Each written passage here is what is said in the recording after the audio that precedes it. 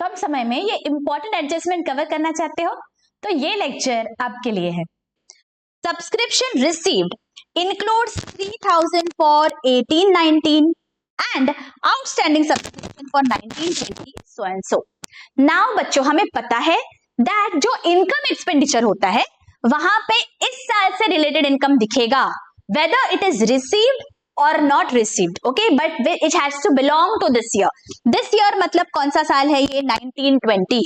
Now receipt side पे जो हमें दिया गया है रिसीट ये है 1,05,000 और रिसीट साइड पे इररिस्पेक्टिव ऑफ विच ईयर अगर मुझे इस साल मिला है तो वो दिखता है, राइट, हमें ये पता है। सो ये जो 1,05,000 है यहाँ पे हमें दिया गया है इट इंक्लूड्स 3,000 फॉर 18-19. 18-19 मतलब प्रीवियस ईयर, पिछले साल का इस साल के रिसीट्स में दिख रहा है लेकिन इस साल के इनकम एक्सपेंडिचर में नहीं दिख सकता। तो मुझे क्या करना होगा, पिछले साल का है ना तो मैं माइनस कर दूंगी। सो 3,000 को मैं माइनस करूंगी मेरे सब्सक्रिप्शन में से। Getting this? Why? Because it belongs to the previous year. So less outstanding of previous year. Getting it? ये मैंने माइनस क्यों किया है बच्चों? बिकॉज इस साल को बिलोंग नहीं करता है तो इस साल के इनकम एक्सपेंडिचर में नहीं दिख सकता। ये तो मेरा फर्स्ट इफेक्ट हुआ। अब इसका सेकेंड इफेक्ट कहां जाएगा? नाउ रिमेंबर बच्चों, this is my outstanding subscription of the last year, correct? मतलब पिछले साल के बैलेंस शीट में ये आउटस्टैंडिंग सब्सक्रिप्शन दिख रहा था। So let us see the balance sheet that has been provided. यहां पे देखो आउटस्टैंडिंग सब्सक्रिप्शन है 8,000। तो ये जो आउटस्टैंडिंग सब्सक्रिप्शन 8,000 का है जो पिछले साल का है उसमें से मुझे पता है दैट 3,000 इस साल मिल गया। इसका मतलब ये 8,000 में से 3,000 मुझे मिल गया। This has been received in this year. This is total outstanding. इसका मतलब 5,000 is still receivable. Are you all getting this? पिछले साल के बैलेंस शीट में मुझे दिख रहा है कि 8,000 है टोटल आउटस्टैंडिंग, उसमें से सिर्फ 3,000 इस साल मिला है। इसका क्या मतलब होता है दैट 5,000 अभी भी मिलना बाकी है, right? So that is the reason इस साल के बैलेंस शीट में बच्चों, ओके, इस साल के बैलेंस शीट में एसेट साइड पे मेरा आउटस्टैंडिंग सब्सक्रिप्शन दिखेगा 5,000 because it is still receivable. पूरा मुझे मिला नहीं है तो यहां पे I will write down outstanding subscription. Outstanding subscription, okay. आप इस तरह से भी लिख सकते हो if you want to see. Last year का बैलेंस शीट जो है ओपनिंग बैलेंस शीट में क्या दिख रहा था 8,000 minus received in this year, received is 3,000, so outstanding is 5,000। This belongs to last year, this is 18-19। 2018-19 का 5,000 रुपए अभी भी मिलना बाकी है। Getting it? ओके, अब और आगे क्या दिया है देखो एडिशनल इंफॉर्मेशन में। Outstanding subscription for 19-20 was 14,000। 19-20 मतलब करंट ईयर। करंट ईयर का 14,000 मिलना बाकी है। तो अगेन इसके दो इफेक्ट्स, बिकॉज ये करंट ईयर का है तो ऑब्वियसली इस साल के इनकम में हमें ऐड करना पड़ेगा। तो यहां पे मैं ऐड कर देती हूं 14,000, outer column 1,16,000, add outstanding, and again ये जो outstanding subscription है this becomes my asset। तो मेरे asset साइड पे बैलेंस शीट के दिखेगा 14,000। now this 14,000 belongs to 19-20, so outer column में मैं लिख दूंगी 19,000। Is this very very clear? क्या आपको ठीक से समझा है हमने क्या किया बच्चों? यहाँ पे आपको एक एक अमाउंट लेना है और आपको दो इफेक्ट्स देने हैं, ठीक है? समझ में आया है हमने क्या किया? We have to ensure that we understand what we are doing। हमें मगअप नहीं करना है, ओके? पहला जो सब्सक्रिप्शन था वो पिछले साल का था, तो पिछले साल के बैलेंस शीट में हमने देखा जो आउटस्टैंडिंग था उसमें से रिसीट्स हमने माइनस किया and then we got some more amount that was outstanding. And इस साल का जो आउटस्टैंडिंग है वो अगेन इस साल के बैलेंस शीट में दिखेगा और सब्सक्रिप्शंस में ऐड हो जाएगा। तो चलो इसे हम टिक कर लेते हैं। सब्सक्रिप्शन, नाउ अगेन सब्सक्रिप्शन हमें 2 साल का दिया गया है। Now what is the current year?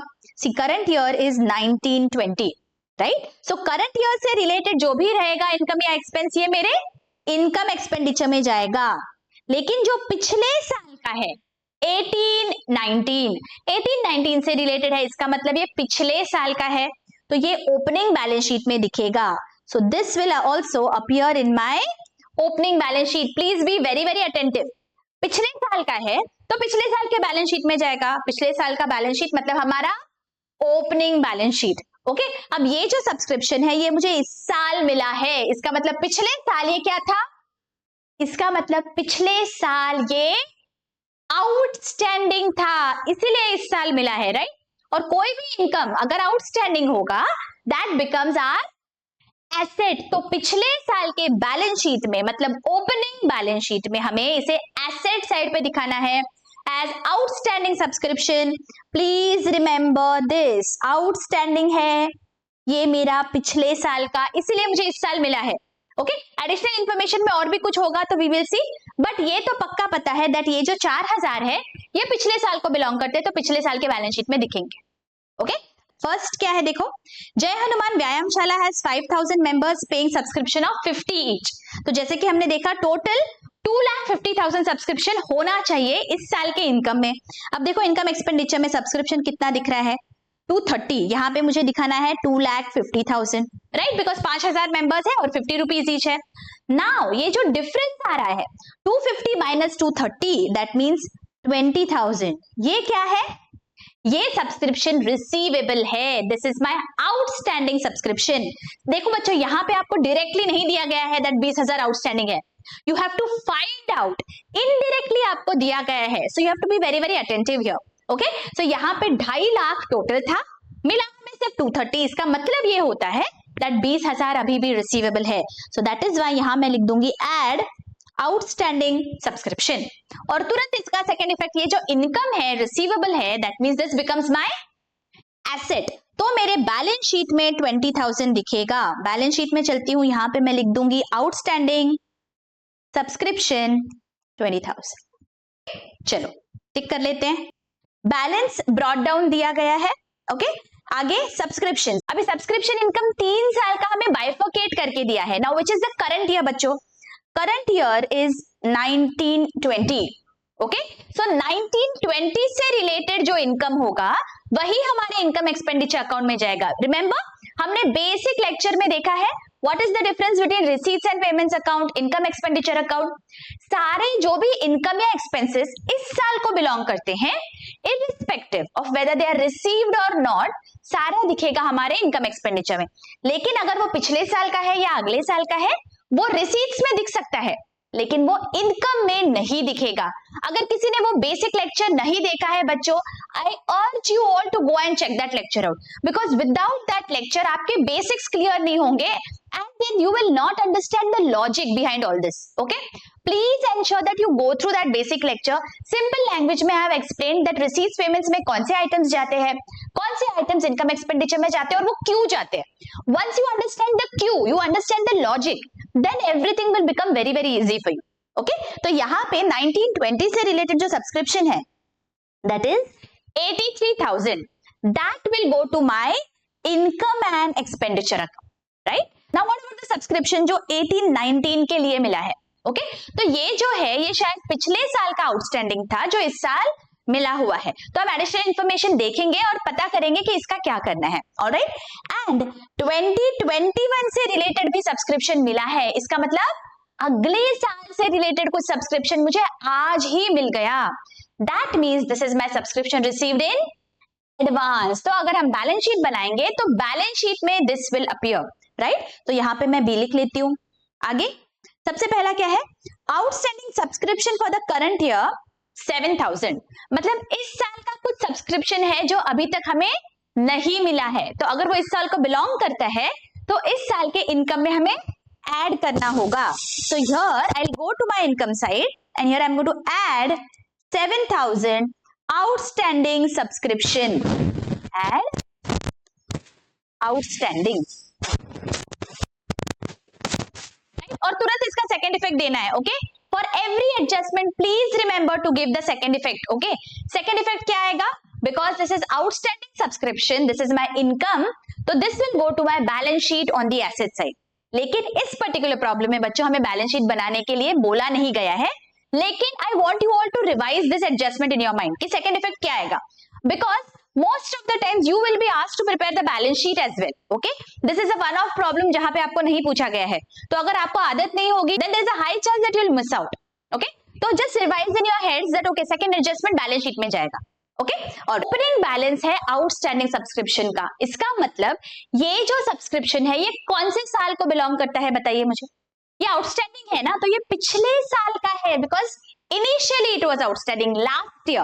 See, opening balance of this year मतलब closing balance of the last year.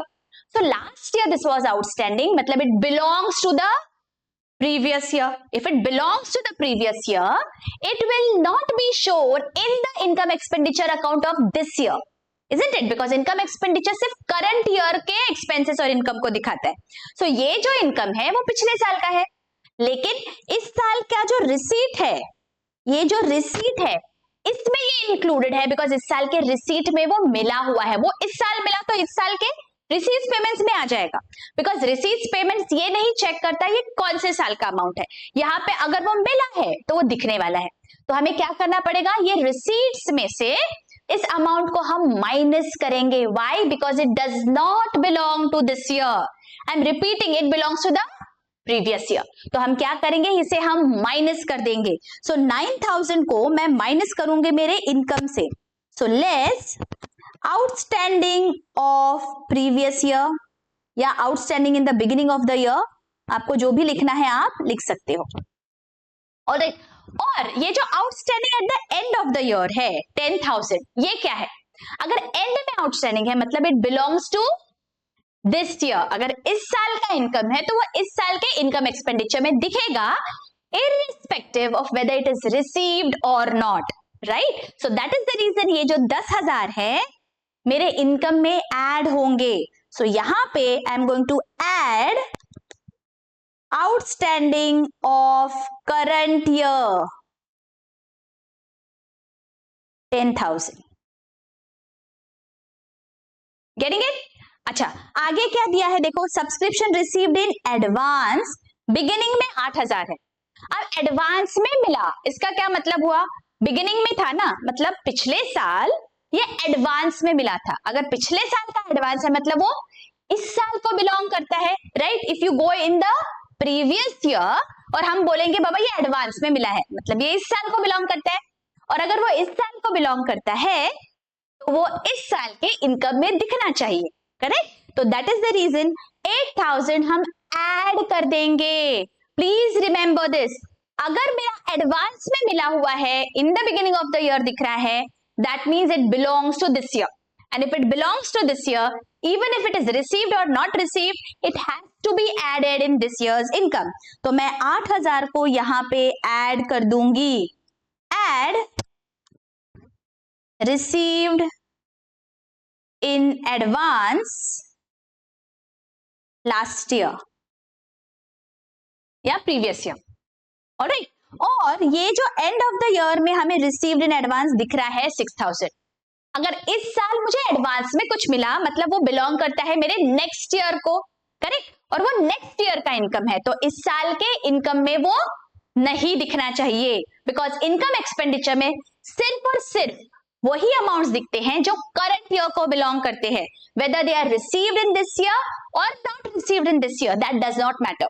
If they belong to this year, they have to appear in this year's income expenditure. Simple, right? So that is the reason ये जो 6,000 है मैं क्या करूंगी, यहां से minus कर दूंगी, बिकॉज ये अगले साल का इनकम है. So less received in advance for next year.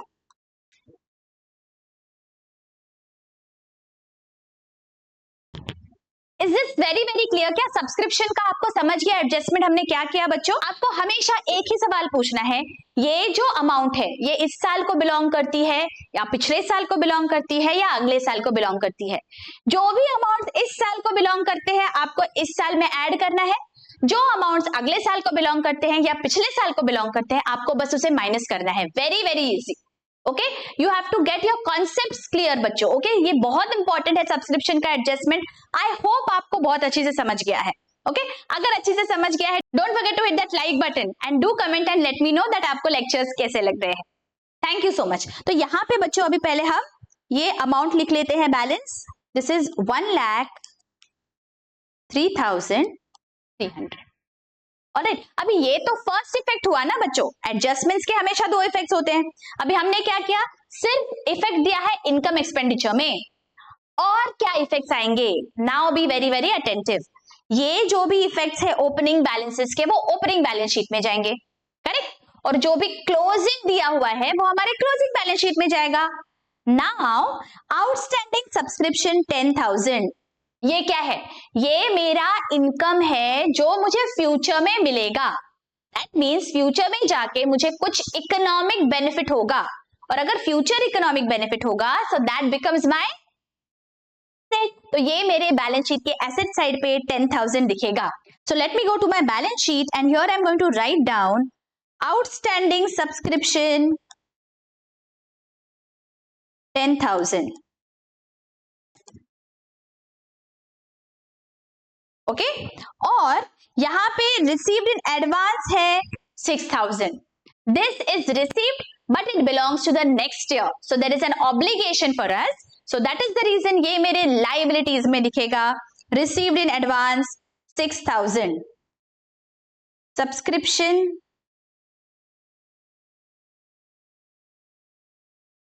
received in advance 6,000। Is this very very clear? All right, चलो आगे बढ़ते हैं।